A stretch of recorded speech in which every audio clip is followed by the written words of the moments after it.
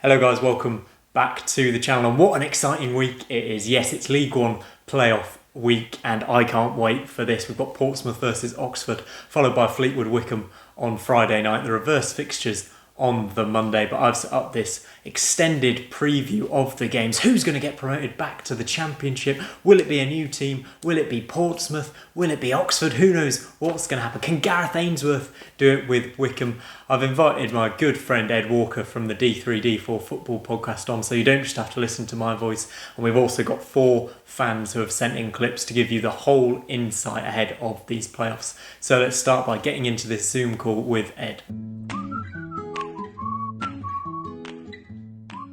So guys, welcome back to the channel. I'm delighted to be joined by Edward Walker of the D3D4 Football podcast once again as we run through the League One playoffs this time. First up on Friday night, Portsmouth v Oxford. What a game this promises to be. And we've actually got a clip here from Portsmouth fan Will Bates, who sent in his thoughts. So obviously, while the break's sort of been tough for everyone, I'm hoping it plays into Pompey's hands a little bit. Last season against Sunderland, we sort of looked tired, leggy, a bit knackered from the season with the cup run and the checker trade. Hopefully this break sort of reinvigorated our team, giving a bit of a new lease on life to get the result against Oxford. Yeah, I'm a big fan of Kenny Jackett personally. I think he's done a great job for us this season and last season. Some fans don't like him because the style of play is quite direct, which I do understand, but personally I enjoy it. Also, he does have relationships with some players that have deteriorated a little bit, like with Brett Pitman. But removing Pitman from the squad did sort of increase the camaraderie in the dressing room and coincide with a few good results in January. So I don't think we can really knock it if it's worked. So when it comes to key players for Pompey, you can't look past Ronan Curtis with his 11 goals, 5 assists in League One so far this season. I think he's going to be a huge player for us. Also, there's of course Ellis Harrison. I think he should start up front personally. Obviously John Marquis came in for big money, but Harrison sort of harry defenders, he has boundless energy, he can put pressure on them. And that's something that's going to be huge in a sort of playoff tie where there's going to be a lot of sort of scrappy moments and defensive mistakes perhaps. With all due respect to Wycombe and Fleetwood, I would say that Pompey v Oxford is sort of clearly the stronger semi of the two games, and I would expect the winner of Pompey versus Oxford to go on and win the final game. Obviously I'd hope that Pompey do that, but I do feel it'll be a real toss-up game. Oxford are great on the ball, they're a very attacking team, very possession based, while Pompey is sort of very direct, very counter-attacking, quite physical. So I think it'll be sort of a real match of equals and a really interesting game to see, a sort of very scrappy game I would expect, especially in these circumstances. So I do feel that Pompey have a good chance of promotion. I'd say it's 50-50 at the moment. But if we win this game, these 2 games rather, I think Pompey will almost certainly go up. Okay, thanks for that, Will. Some great insight there. Now, Ed, John Marquis, Portsmouth's big summer signing. Is he under-delivered this term for them, do you think? Well, he hasn't played quite the same role he did at Doncaster. At Doncaster, he was the number 9. He was the outlet for all the goals. I think I've seen a couple of times he's been deployed in a sort of attacking midfield position to Portsmouth, and they've had someone like Ellis Harrison playing further ahead of him. So I think if you look at the goal numbers, you might think he's underperforming, but they're not quite utilising him in the same way. So as Will mentioned there, he thinks Ellis Harrison should get the nod, or would you play them both together, Ed? Well, it depends really, doesn't it? I mean, I'd quite like seeing Marquis playing behind Harrison as a striker, but then you've got someone like Brett Pitman as well. His great experience could be really useful in that position as well. Someone like Gareth Evans could play in that number 10 role as well, just behind a striker. So the fact Kenny Jackett's got the option to go 1 up top, 2 up top, have someone in behind, it's brilliant for him. It's going to prove really useful for him. It's a great squad he's got at his disposal this year. And a word on Ronan Curtis. I think you can't talk about this Portsmouth team without mentioning him. He's really come to the fore this year, hasn't he? He's a fantastic player. I remember when they had him and Jamal Lowe last season, and that was just an incredible collection. Even with Jamal Lowe, Ronan Curtis has just stepped up and he delivers so much. Playing inverted on that left-hand side, he is fantastic. I think he's a real key player to watch out for them. But then at the back as well, we've got the news that Christian Burgess and Sean Raggett are both going to play in this playoff campaign, which is hugely important for Portsmouth, I think, this year. Do you think that's their best defensive duo almost? Centre-back partnership? I'd say it's their best defensive partnership, yeah. I think they've been brilliant. Obviously, Matt Clark was there last season, moved on to Brighton, gone on loan to Derby, he's impressed there. Sean Raggett's come and stepped up to the place very well. But I think the defender I want to mention most is Steve Seddon, the left back, who's on loan from Birmingham. And if you talk to Birmingham City fans, they'll tell you he should be with Birmingham, not with Portsmouth right now. So to have a player as good as him, who could easily be playing in the Championship now, but to have him in the League One playoffs is going to prove really useful for them. Very lucky to have him indeed. Also, Portsmouth unbeaten at home in the league this year, the best home record in the division, in the league. Do you think they're the club who is going to, it sounds cheesy, we saw it in League Two, kind of miss their home advantage the most? Oh, to a point, yeah. You can't really say home advantage is home advantage. It depends on how many cardboard cartons they get in the crowd, really, doesn't it? But If they've you all can got get really Shaquille one O'Neal. game, haven't they? If they don't get beat by Oxford at home, are they in the first leg? I'm trying to remember. Is it them at home in the first leg? Yeah, Portsmouth at home. Portsmouth home. Portsmouth First at leg. home. If they don't avoid defeat in that first leg, whole season unbeaten, well done to them. So the results earlier in the season were 2-1 to Oxford and a 1-1 draw. Kenny Jackett's done quite well this season, in my opinion, but he has divided a lot of Portsmouth fans. What are your views on him? He does like to mix it up a bit. It was a weird one. When I began the season, I thought Portsmouth were easily one of the league favourites to promotion. And they obviously had that difficult start. And there was a lot of people saying, right, Jackett's not cut out. We need to get rid of him. And there were a couple of mixed of people who said, yeah, I agree. And the other people who said, give him time. And they've given him the time and they're reaping the rewards for it. So I've been impressed with him in the latter half of this season, definitely. Yeah, let's move from Portsmouth to their opponents, Oxford now, from Kenny Jackett to Carl Robinson. And Oxford with a form team really heading into the break. Unlucky to have it stopped with 5 wins on the bounce. And we've got a clip here from Oxford football writer Dale Ventham. Let's hear what he's got to say. Hi, Dale here, Oxford United fan. So we got Portsmouth in the League One playoff semi-final, first leg on Friday. Difficult game to call. Obviously, we're going into the unknown. It's been a long time since the ball was kicked. Shame for us. We won our last 5 league games heading into the break. That included wins at Ipswich and at Shrewsbury Town. I think both teams have got plenty of quality. They both can play football as well, which is good to see. For us, we've got Rob Dickey at the back, solid defender, been linked with moves away to the Championship and Premier League clubs as well. Alongside him at left back, we've got Josh Ruffles. He actually scored the winner at Shrewsbury, so his goal has ultimately helped us finish in the playoffs. Cameron Brannigan in the middle of the park, I would argue, is probably one of the best midfielders in the league. He's got 7 goals and 6 assists this season. But Matty Taylor up front and James Henry on the wing, they're our sort of key, I would say. Taylor's scored 17 goals, Henry's scored 14 and laid on 10 assists. It was actually Taylor with a Henry assist in a 1-1 draw down at Fratton Park earlier in the season in the league when the two sides met as well. Pompey, I mean, again, they've got plenty of attacking options. John Marquis, he's by his standards, has had a disappointing season. Still scored 13 goals.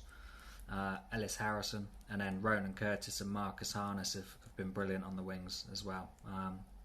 So they'll be confident. I think from our point of view, if we avoid defeat, we've got every chance of bringing it back home and progressing to the final. Even with defeat, it's obviously going to be harder, but I think we've got enough about us to make it to the final. Thanks for that, Dave. So, Ed, I, like many, thought the 2 key sales in January would derail Oxford's season when Shandon Baptiste and Tarek Fosu both left. We saw them have a bit of a wobble after January, but then they've put together an incredible run of form to make the playoffs. How has Carl Robinson done that? He's just stuck with the players he's got at his disposal. Yes, he's lost Fosu and Baptiste, but he's still got people like Cameron Brannigan. Matty Taylor's been superb on loan from Bristol City this season. You've also got the likes of James Henry in there. Jamie Mackey's still been utilising it at the back. People like Rob Dickey as well, who's just really stepped up. And they've lost a couple of players, but at the same time, they've still got a quality squad there. I want to touch on Matty Taylor. You mentioned it there, 16 for the season he's on. He's been massive for them. He never quite made it at Bristol City. Is it harsh to say that this is his level? Oh, I can't remember exactly what age he is right now. It's possible to say that. I mean, if you're getting that many goals in League One, though, there's the argument that maybe he could be doing in the division above. He's gone out to the game time away from Bristol City and he's reaping the rewards for it. And I'm sure Oxford are very grateful to having him anyway. Definitely. Oxford snuck into the playoffs. Looking back on it, this seems remarkable. They were 2-0 down at Shrewsbury at half-time, came back to win 3-2. Josh Ruffles with the winner in the 88th minute, and that's the goal that meant that they were in the playoffs on points per game. We saw with Northampton in League Two that the team that snuck into the playoffs can do it. Obviously, it's a bit controversial in League One, but will Oxford see this as a bonus for them for most of the season? We're not sure if they would make it or not. 5 wins in a row. That last-minute winner has sealed their place. Do you think they'll go in with a lot of confidence? Perhaps, but similar with League Two, form's out the window now. It's been a 3-month break. It's been more than 100 days since the game. So it kind of becomes a fresh start to the 4 sides, and it comes down simply to who's got back up to speed better, who's had the best, you could call it pre-season training if you want to call it that, pre-tournament training, who's back up to speed, and then we'll see from that, and we'll hopefully find out over both sets of legs in the final. Marcus Brown has done well since coming back. How important is he to this Oxford team? Obviously, they lost him, and now they've managed to get him back on loan. How good has he been since January? He's been fantastic. He's been brilliant, much like the rest of the Oxford team. I remember I had an interview with Perry and G, the crew captain, and we asked him about one of his hardest players, and he said easily it was Marcus Brown, because he came up against Marcus Brown while he was still with Middlesbrough. And it just speaks volumes. There's a player like Perry and G, who is a hotly wanted player in League Two, the League One and Championship clubs, and then he's calling Marcus Brown one of his hardest opponents. That speaks volumes about what he's capable of. Yeah, we've picked out a couple of key players on either side there. Will, the Portsmouth fan, said that he thinks this is the stronger of the 2 semi-finals, and he thinks the winner of this tie will win the final as well. Would you go along those lines? Yeah, I agree with him. I do agree with him on that. I like Fleetwood, and I like the story that Wycombe have done, but I do think looking at these 2 sides, you definitely see the stronger teams, and I do think whoever goes through this goes all the way. Definitely. It is exciting that we get to see these 2 play over 2 legs, twice the fun. But now I'm going to need your prediction. In fact, I'll give my prediction first because you went first on the League Two ones. I don't want people thinking that I'm copying you. So I think this is going to be an incredibly close tie, and I actually think it's going to go to extra time. But I'm back in Portsmouth to get the job done. I think a few of the key players you mentioned, Ronan Curtis in particular, I think is going to step up. And I think Oxford are just going to come up short. I think it's a shame that their season got cut short with the form they were in, but I'm going for Portsmouth. Ed, do you agree with me or not? This is the problem. See, you're taking the words out of my mouth now, because I completely agree with you on that. I do think Portsmouth, and I also agree that this could possibly be the closer of the 2 ties. We mentioned with the League Two ones about how we thought Colchester Exeter could be the close one of that. I think this could be the one that takes an extra 30 minutes to be decided, much like that one was. So it's going to be one hell of a Friday night then, that game followed by Fleetwood versus Wycombe, the double header. Can't wait for this one as well. 2 teams maybe unexpected to get into the playoffs at the start of the season, and we got to hear from Fleetwood vlogger FTFC Nappers here, so he sent us a clip. The dreaded playoffs, and I think if you asked me at the start of the season, would you take it? I think all Fleetwood fans would have snapped your head off. Fleetwood have a playoff to play against Wycombe after the season was voted to curtail early. My initial thoughts was I wanted the season to play out like the Championship and the Premier League has done. I thought we could have got automatic. We were on a great run. 12 games unbeaten, 6 wins, 6 draws in there, and a lot of sides in those top half places, like Wycombe, Portsmouth, Sunderland, some really tough teams we came up against, and it just shows you the level Joey Barton has done. Not only are we competing, we're competing against the bigger boys in this league, and we're not taking that for granted. And Wycombe are going to be so tough, and I would have taken that at the start of the season. Good side Wycombe. It's going to be a tough playoff game, if I'm honest. We've got a good squad. We've got most of our loanees, bar one, who didn't really do much during his time here. But we've kept Lewis Gibson, Harry Souter, Barry Mackay, big players for our playoff campaign. And it's been a great season for great loan players and players who we brought into the football club like Sir Paul Coots, Josh Morris, experienced pros as well. And Joey's done a fantastic job, and I think if he takes us up, there's going to be a lot of teams interested in Joey. He's a young, hungry, energetic manager, and I wish him all the best. Thank you so much for what he's done this season, and hopefully he can add a promotion to us. It'd be great to play in the Championship. Little Fleetwood Town, population of 26,000 people, should be nowhere near the Championship. A great clip there. Thanks for sending that in. Ed, Fleetwood's flexibility with their formations. I mean, Joey Barton likes to mix things up a bit. He's tried a few different systems. Is that one of their great strengths? And how do you think they'll set up here? He's got a lot of variety, and I think the main thing for me is that there's a really nice balance to this squad in all areas. They've got a lot of quality at the back, there's good quality in midfield, there's good quality going forwards, and I think they've quietly gone about it this season. I think a lot of people have kind of seen a bit under the radar, and I've called them a couple of times on the podcast that we do. They're one of those teams, every league's got one, where they don't necessarily always get the result, but you have got to be at your best to get past them. If you don't turn up on the day, you will get beaten, and you really have got to be at the top of your game to get past Fleetwood Town, and they've shown that this season so far. I think they are similar to Wycombe in that sense as well. For many people watching Premier League Championship fans, it will be their first experience watching a Joey Barton managed team. If you had to grade him so far, what would you give him? What, for on the pitch or off the pitch? Let's stick to on the pitch. On the pitch, if I'm going out of 10, I'd probably go maybe with a 7. I think, listen, Fleetwood have got good backing. They have got good backing. It's a small club. We all know that. People who've been to the stadium will know the same thing. It's not a big ground. If they do get into the Championship, that's going to be quite a sight, seeing some Championship clubs having to go to that. West Ham, perhaps. Perhaps that'd be quite a story, wouldn't it? But they have got good backing, but at the same time, he's put together a decent side that plays some okay football, they get it around. And I think he's done pretty well. So I'd probably give him a 7 that could go up to an 8 on the pitch. Off the pitch, of course, it's quite a different story. Yeah, let's leave those off the field issues out here. They speak for themselves.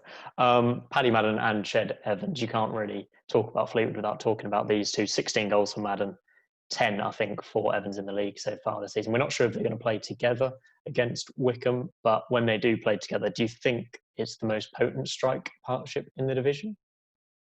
It's one of, definitely. I can remember Paddy Madden from his time at Scunthorpe and how good he was in League One then. So just not surprised to see him doing so well for Fleetwood.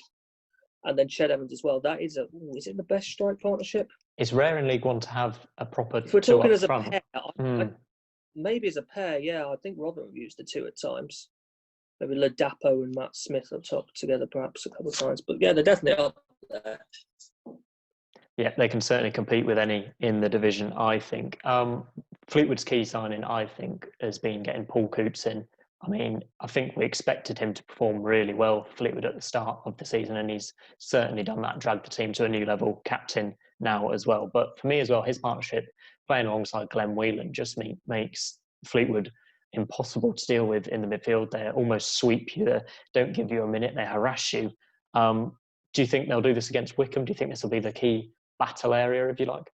Well, this is the topic, isn't it? And I've been talking to a lot of the Wycombe fans about this.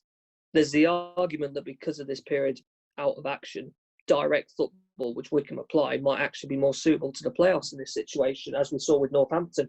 There's the argument for that. Coots and Whelan, yeah, they've been fantastic. But the person I think is most noteworthy in that Fleetwood team is Harry Souter at the back.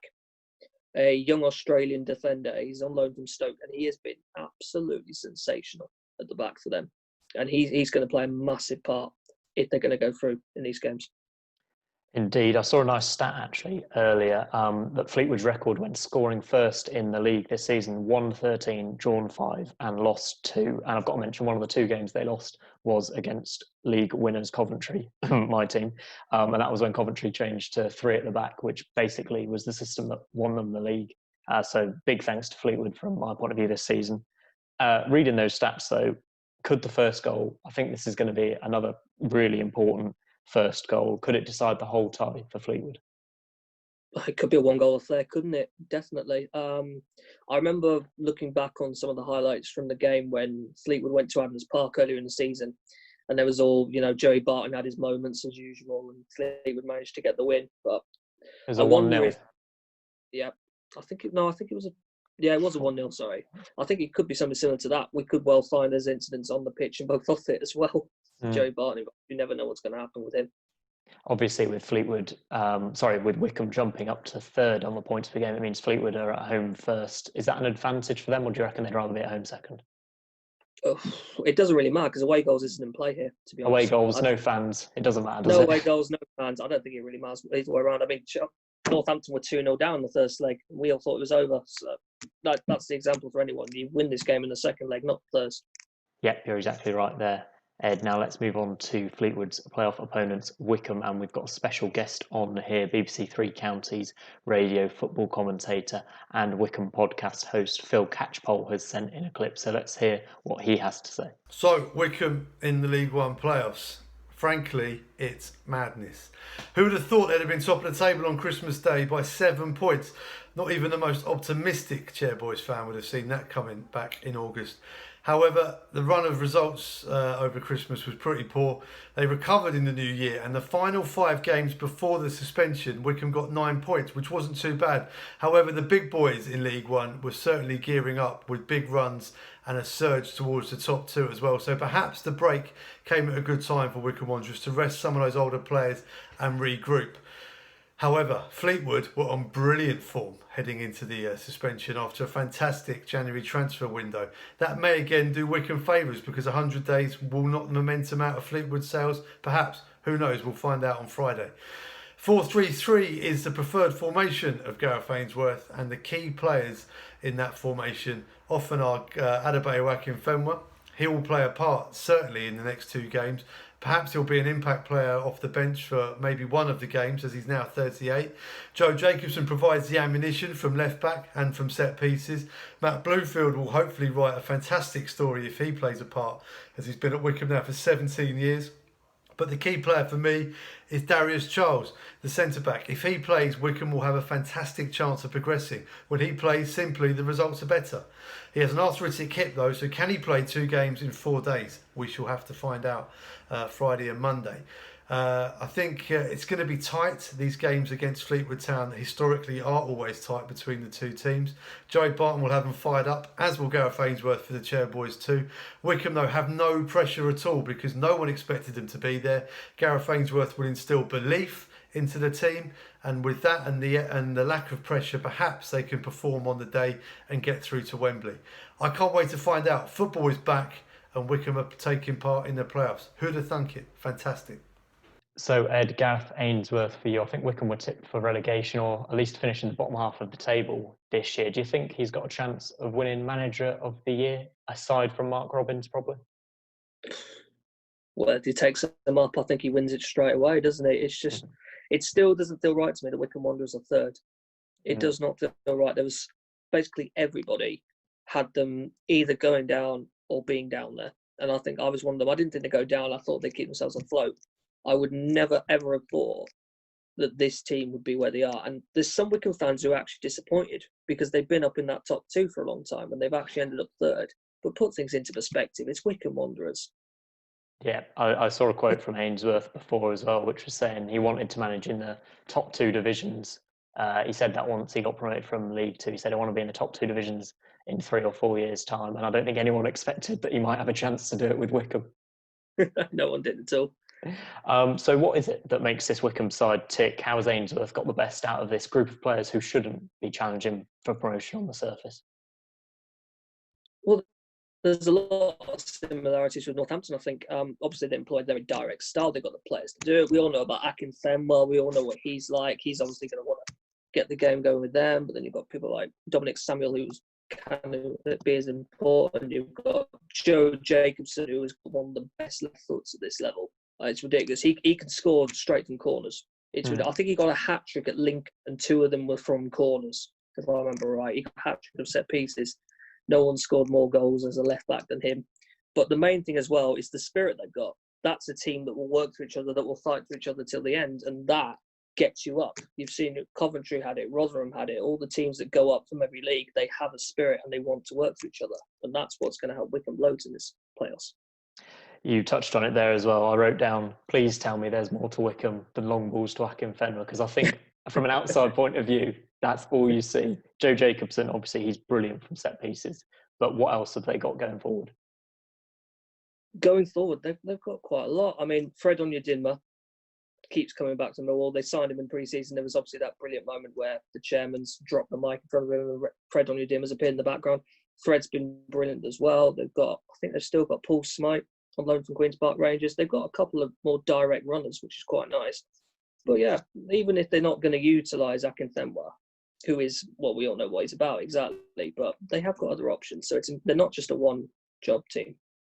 I've been impressed with Ryan Allsop in goal this season. He's obviously had a few loan spells here and there, but he's done quite well. And he's keeping David Stockdale out of the side, which seems quite remarkable at the moment. I think he'll have a big say in the tie. What have you made of both of Wycombe's keepers this season? I haven't seen a lot of Wycombe live in truth, but Allsop, I think he's a quality keeper anyway. I can't remember if he's on loan from Bournemouth or if he left quite a while ago. I think he's on loan still. I think he's on loan still. But yeah, if you're keeping someone like David Stockdale out, who I think could probably still be a championship keeper for some clubs. So to have him in League One and not being played ahead of Allsop speaks volumes about what he's capable of doing. And how do you see this one going? I think from what we expect, it's going to be a tight, physical scrap. It's going to be quite direct. Barton's going to be kicking off on the touchline. Anything you want to add to that? No, do you want my thoughts on it? I think out of the four sides, Fleetwood are the ones people ignore the most because they're not that sure about, and I think Fleetwood might get past Wycombe here. So yeah. I'm going to go with a Fleetwood Portsmouth final. Is my pick. I completely agree with you there. I think Fleetwood have I don't want to say Wycombe are fortunate to be in the top six because they have played well. They played really well before Christmas, but I think the other three teams are all stronger than Wycombe, and I'd expect them to go out here. So I'm going to go for a Fleetwood Portsmouth final as well. We've agreed again. So we'll see Wycombe Oxford final then. We'll see Wycombe Oxford in the final. So we're going for Portsmouth versus Fleetwood, which just leaves one final thing, Ed. How do you see the final going? Who's going to win it, Portsmouth or Fleetwood? Well, I love this Fleetwood side, but they can't match what Portsmouth have in depth. They can't. I think even if you go 11v11, Fleetwood might be able to compete with them, but if it relies on people from the bench, I look at Portsmouth easily. They've got so many good options that can be in reserve and available to use. I hate agreeing with you at this point, but this is what I've got as well. I do think this will be a lot closer than we saw in the League Two final. Obviously, we rarely see a side streak away like that. I think, again, it could go to extra time. I think Portsmouth are really going to have to work hard to grind out their semi-final win and the final win. But I think you're right. I think they're stronger than Fleetwood as well. Obviously, guys, these are only predictions. We've been proved wrong on many occasions, but it's good to do a little preview and see what each side has to offer. Ed, thank you very much for joining me again. It's been an absolute pleasure. Make sure you check out the D3D4 Football podcast if you want to hear more of Ed's analysis. Thanks for joining me, Ed. Not a problem. Thanks for having me. So, guys, there we go. Both me and Ed think that Portsmouth will be the team that get promoted to the Championship, beating Fleetwood in the final. Thanks ever so much for watching. Again, please do like and subscribe. All the support is appreciated. If you've enjoyed these types of previews, these videos, these predictions, there's a lot more to come. Stay tuned for more. I'll see you guys on the next one.